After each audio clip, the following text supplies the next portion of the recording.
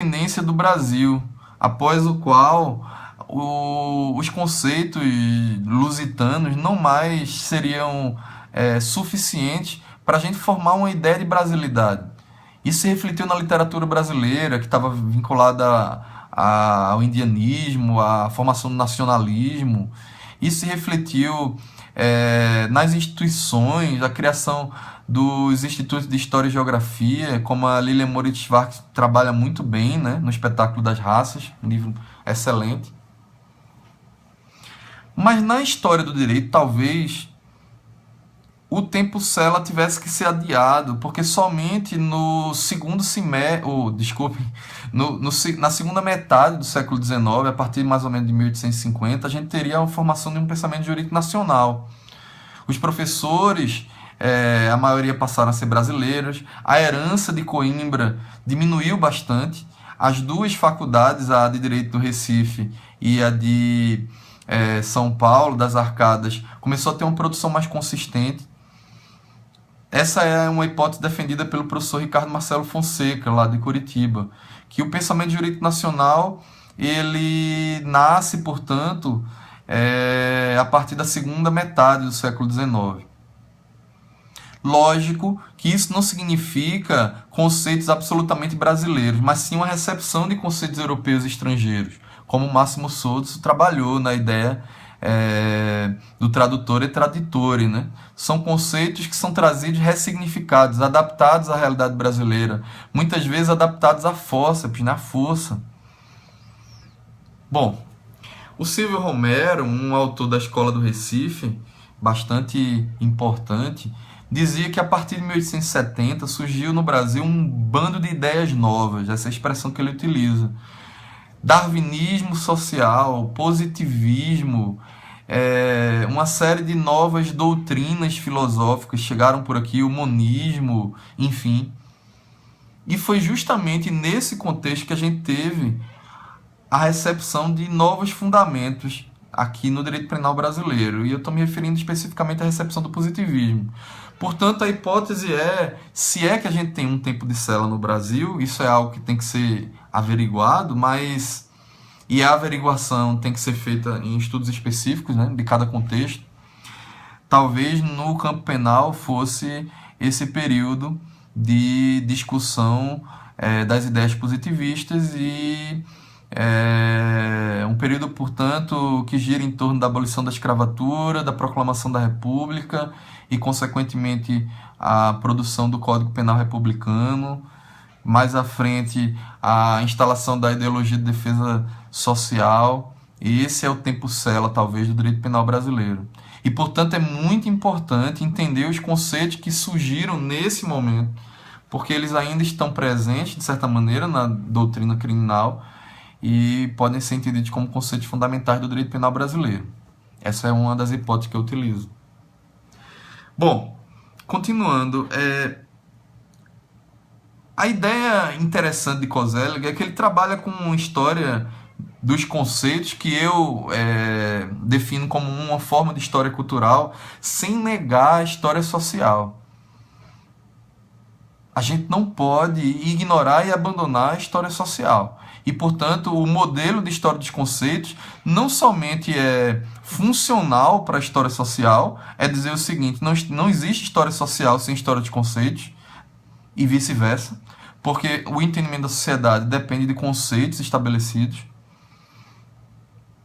E, nesse sentido, a gente tem mais uma técnica que pode ser utilizada na historiografia do direito penal. Ou seja, o que eu proponho não é abandonar os estudos sociais sobre o crime em prisão, sobre o crime e a pena, enfim, mas sim ter mais uma ferramenta heurística para a compreensão do fenômeno punitivo no Brasil. Para vocês verem como é interessante a questão da história dos conceitos de Koselleck, o Koselleck diz que as sociedades elas se estruturam por meio de conceitos contrários.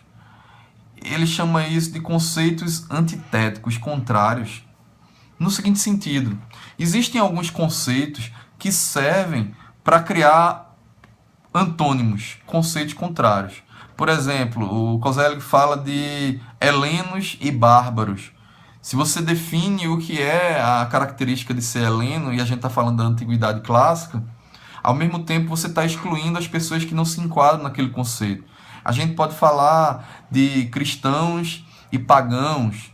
Nós podemos falar, num contexto político mais recente, de o povo ariano e aqueles que não são arianos, e todas as consequências políticas do nacionalsocialismo alemão. Mas o que interessa para a gente, e essa é uma das conclusões da tese, é que os fundamentos das ciências criminais sempre foram baseados em conceitos antitéticos, especialmente fundamentados na ideia de inimigo. O conceito de inimigo sempre esteve presente no direito penal, na criminologia. Na minha dissertação de mestrado eu trabalhei especificamente o conceito de inimigo, mas infelizmente na época eu não tinha ainda tomado conhecimento da história dos conceitos e, portanto, trabalhei com outros paradigmas, com base na criminologia, inclusive.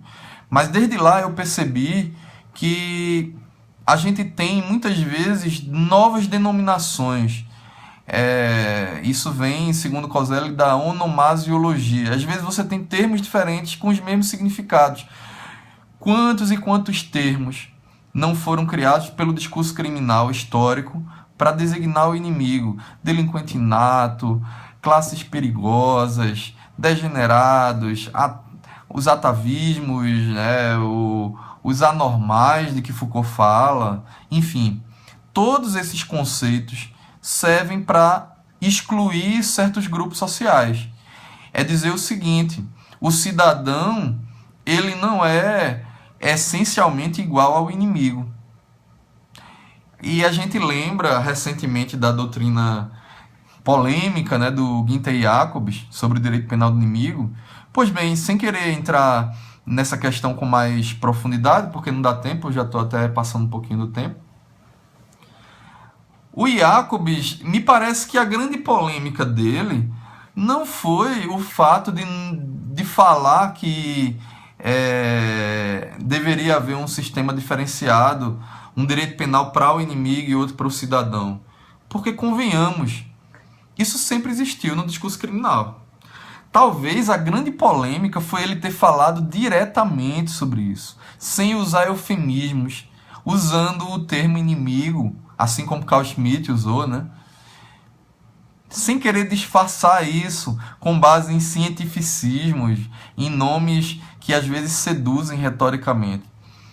E para piorar, o Jacobs falou que o direito penal do inimigo não é um dever ser, é fático, existe, é um ser. E aí a gente sabe, a comunidade científica, eu não quero entrar nessa polêmica agora, não tenho tempo para discutir, mas basta ver o que Zaffaroni fala no texto dele, O Inimigo e o Direito Penal, que de certa maneira é uma espécie de resposta, Jacobs, excelente, mais do que recomendado. E ele diz que o discurso do inimigo, ou melhor, o conceito do inimigo, ele é estruturante do discurso criminal. Sempre esteve presente. Bom, a gente poderia, portanto, exemplificar essas ideias dos conceitos jurídico-penais como ferramentas heurísticas, como eu falei, ferramentas de interpretação para a gente entender melhor certos períodos históricos, a constituição do sistema punitivo de determinado momento. Certos conceitos-chave são fundamentais para isso. Por exemplo, a gente tem uma dificuldade muito grande no direito penal. Infelizmente, essa é uma outra parte da tese, não vai dar tempo de falar aqui, mas é uma parte que fala da irracionalidade e da não conceitualidade, porque a gente usa muitas metáforas. Metáforas são muito mais abertas do que conceitos. Todo o direito penal é fundamentado em cima de algumas metáforas, como, por exemplo, o livre-arbítrio e o determinismo. E olha a dificuldade que os positivistas tinham na época de falar de determinismo. Acabava ficando naquela discussão histérica, o debate escola clássica e positivismo, enfim. E por isso, a estratégia política utilizada mais à frente Aqui no Brasil, por exemplo, pelo Aníbal Bruno, o Nelson Hungria, o Jiménez Assua, que na época já estava radicado na Argentina, usou isso. Olha o Foucault aí, o conceito como uma estratégia para uma prática punitiva. A estratégia foi justamente evitar falar no determinismo, que é uma ideia filosófica abstrata, e trazer para um tecnicismo jurídico em conceitos que seriam, em tese, mais definíveis ou mais visualizáveis, como a ideia de periculosidade, perigosidade e temibilidade. Essas ideias, inclusive, vieram do tecnicismo jurídico italiano e aqui foram readaptadas, enfim. Ou seja, a partir desses conceitos, a gente verifica, por exemplo, as estratégias políticas de que Foucault tanto falava. A gente verifica no discurso criminal quais as práticas punitivas que estavam sendo legitimadas, digamos assim. Então, no fim das contas, o que eu tentei fazer aqui, falando bem rapidamente, foi mostrar a importância de um estudo histórico dos conceitos jurídico-penais, criminológicos também, né? E dei vários exemplos aqui da aplicação disso à criminologia, mas também dogmáticos, porque eu acho que o estudo criminológico tem que ter como objeto a dogmática. Dogmática e criminologia não se confundem, mas tem que estar ligadas, porque do contrário, você vai ter um discurso criminológico que não está servindo para o melhor entendimento e, por que não dizer, a deslegitimação, enfim, o aperfeiçoamento, a depender das concepções que cada um tenha, do sistema. Então, não adianta a gente ter um discurso criminológico e isolado, né, das preocupações mais prementes, já que nós temos preocupações seríssimas hoje no sistema punitivo brasileiro, né, em tempos de grande encarceramento, enfim. Então é isso, pessoal. Nós temos conceitos difíceis de serem implantados, muitas vezes porque a experiência de conceitos anteriores é enorme. Já que eu falei no grande encarceramento, a gente fica se perguntando por que o abolicionismo e a justiça restaurativa são conceitos tão difíceis de serem aceitos, popularizados, até mesmo no campo dos criminalistas, né? Entre nós, entre juristas. E me parece que, entre outras razões, o espaço de experiência com relação à utilização da prisão de alguns séculos já faz com que a gente não veja uma expectativa de direito penal ou tenha dificuldade para imaginar um direito penal sem a pena de prisão. É uma dificuldade, vocês conhecem, todos os interessados em criminologia, de você implantar medidas despenalizadoras eficazes. Você cria uma lei, por exemplo, de medidas cautelares, e ao invés de você retroceder à utilização de prisões preventivas, você passa a utilizar essas medidas em casos que ficavam, digamos, fora do controle punitivo. Enfim, você amplia o sistema ao invés de diminuí-lo, que seria a pretensão ou o objetivo, né? A estratégia acaba não servindo. Bom, então era isso, pessoal. Já estou passando demais aqui. E eu agradeço. Infelizmente não vou participar do debate por estar longe, mas o meu e-mail é hugoleosantos@yahoo.com.br. Eu fico à disposição de vocês, se quiserem escrever, se quiserem passar perguntas para o Adrian e o Rômulo, enfim. Eu agradeço para a organização do Grupo Cabana de Criminologia. Fiquei muito feliz com a criação dele, né? E tive a chance de ver a ideia brotando, literalmente, de uma conversa, enfim. E me sinto realmente parte integrante dele, apesar de estar no momento longe. Um dia vou realizar a minha vontade, né, de conhecer Belém. Espero que não demore muito, dessa vez infelizmente não deu. Então é isso, pessoal. Obrigado, boa noite. Até mais, um abraço.